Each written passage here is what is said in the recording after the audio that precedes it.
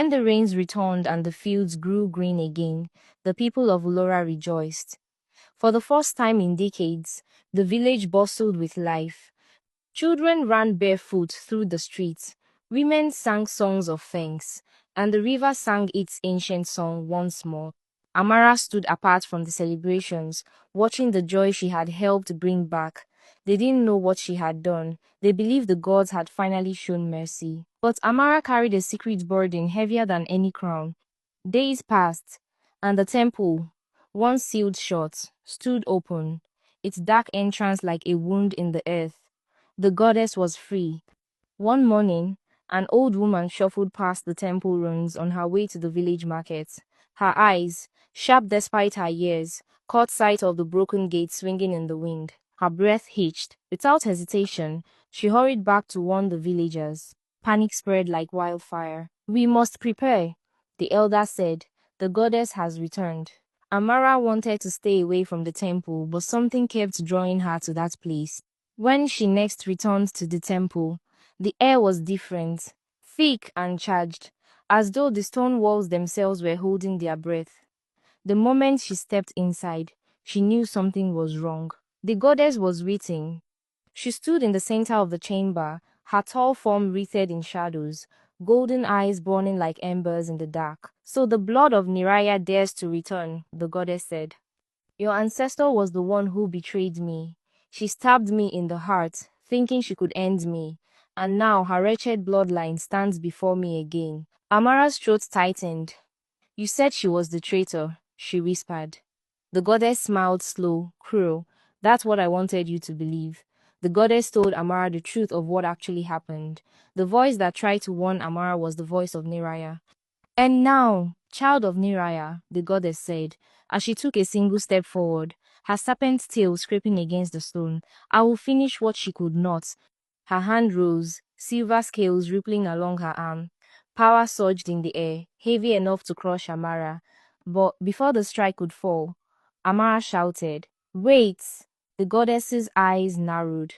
"I am nothing like Niraya," Amara said quickly, voice shaking but steady enough to hold the goddess's attention. "The villagers have treated me like filth all my life. They called me cursed. They spat at me. You think I care if they burn?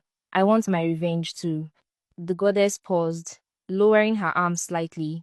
"Revenge? Yes," Amara said, her heart pounding. "And I can make it easier for you. I've seen you walking among them in human form. Beautiful, irresistible. Or why waste your time hunting the men you want when I can bring them to you? I'll give you any man you desire without you having to lift a finger." For a long moment, the goddess studied her, searching her face for any hint of deceit. Then, slowly, she smiled, not warmly, but like a predator humoring a smaller predator. "Very well," she said at last. "Show me what your loyalty is worth." Days passed, and the village buzzed with unease. Rumors spread that the goddess was free, that Amara was involved. Many villagers turned against her, angry and resentful. One day Amara got the chance to address the villagers. "My ancestor Niraya died trying to save you," she said. "I did not know the truth then.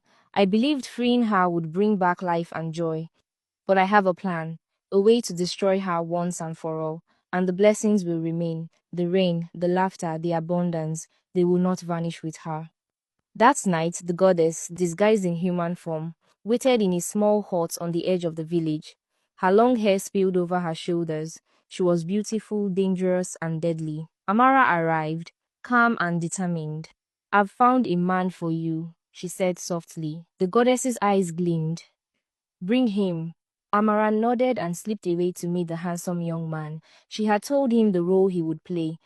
She gave him a potion, telling him he should offer the goddess a drink, which he will add the potion to. That night, under a sky full of stars, the goddess and the man met in the hut. As the goddess drank from her cup, the potion worked quickly. Her eyes fluttered closed, and she sank into a deep, unnatural sleep. Amara slipped inside, heart pounding.